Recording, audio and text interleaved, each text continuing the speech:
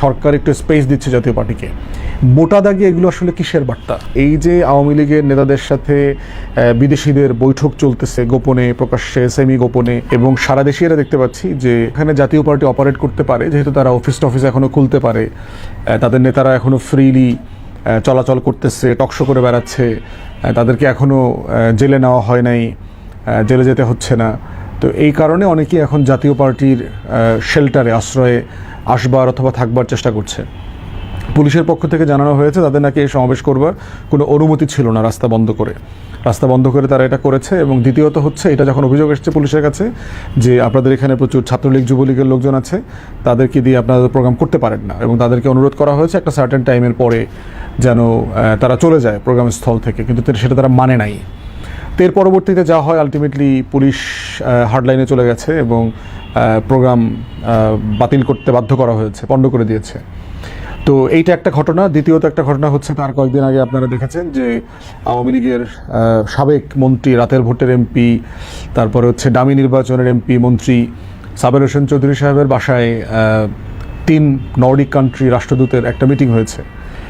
প্রথম কথা হচ্ছে যে আওয়ামী লীগের মধ্যে যদি ন্যূনতম মনুষ্যত্ববোধওয়ালা ভালো মানুষ 1-2 জনকে ধরতে হয়, তাহলে সাবের হোসেন চৌধুরীকে নিঃসন্দেহে ধরতে হবে। কিন্তু গত 16-17 বছরের এই বাকশালী সাম্রাজ্যের এবং দিল্লির আধিপত্যবাদের যে রাজনীতি, সেই রাজনীতির তিনি বেনিফিশিয়ারি।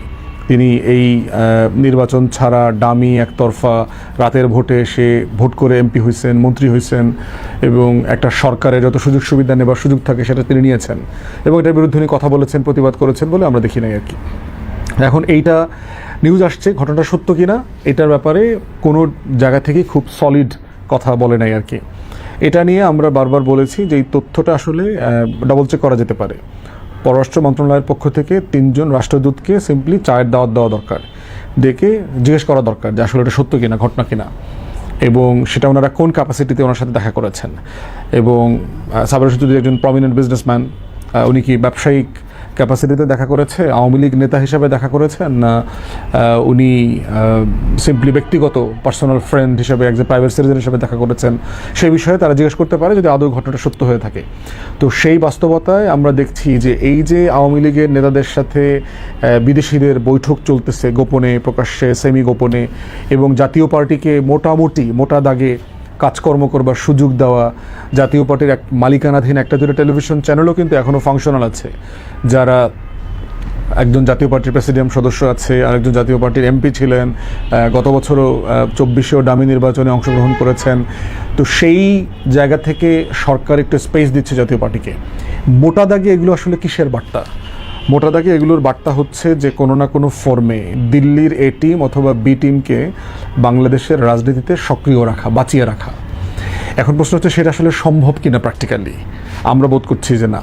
আমরা সারা দেশে ঘুরে যেই জনমত দেখতে পাচ্ছি বিভিন্ন এলাকাতে, প্রান্তিক জনগোষ্ঠী পর্যন্ত, যে কোনোভাবেই পতিত স্বৈরাচারকে ফেরত আনা এবং ইনক্লুসিভ মানে অন্তর্ভুক্তিমূলক নির্বাচনের ব্যানারে আওয়ামী লীগ জাতীয় পার্টিকে পুনর্বাসন করা, সেই প্রচেষ্টাটা কোনোভাবে সফল হবে না। প্র্যাকটিক্যালি এটা কখনো পসিবল হবে না।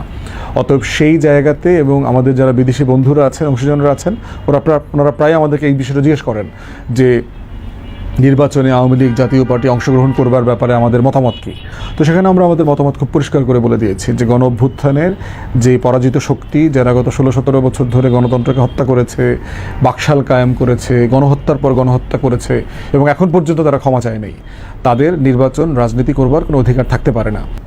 আরেকটা বড় গুরুত্বপূর্ণ বিষয় হচ্ছে যে গোয়েন্দা সংস্থাগুলোর সাকসেস ফেইলিওরের একটা জায়গা কিন্তু এখানে আছে। জাতীয় পার্টির এখানে প্রোগ্রাম করার অনুমতি নাই। জাতীয় পার্টি এখানে একটা মঞ্চ করতেছে, এখানে চেয়ার টেবিল পেতে বসে আছে, মানে লোকজন আসতেছে, খিচুড়ি বিচে বিরিয়ানি পাক হয়েছে এখানে। এই পুরো প্রসেসকে গোয়েন্দা সংস্থা আসলে টের পায় নাই, তারা কি আইনশৃঙ্খলা বাহিনীকে ইনফর্ম করে নাই? তাহলে এটা প্রিএমপ্টিভলি কেন এটাকে হোল্ড করবার জন্য চেষ্টা করা হইল না? কেন এইটা এতদূর পর্যন্ত গড়াইলো, যেখানে লাঠিচার্জ করতে হয়েছে, সাউন্ড গ্রেনেড মারতে হয়েছে, এই দৌড়াদৌড়ি ধাওয়া পাল্টা ধাওয়াতে যেতে হয়েছে, এতদূর পর্যন্ত গেল কেন? ঠিক একইভাবে এরকম বহু ঘটনাগুলো আমরা দেখছি বিভিন্ন জায়গাতে, যেখানে এই গোয়েন্দা সংস্থার ফেইলিওরটাকে সিরিয়াসলি রিভাইজ করা দরকার, যে আসলে এটা কি জেনুইন জায়গা, না আসলে এটা একটা আরোপিত জায়গা, না এটা সিম্পলি হতে দেয়া হচ্ছে সিম্পলি ক্যাওয়াসটা তৈরি করবার জন্য।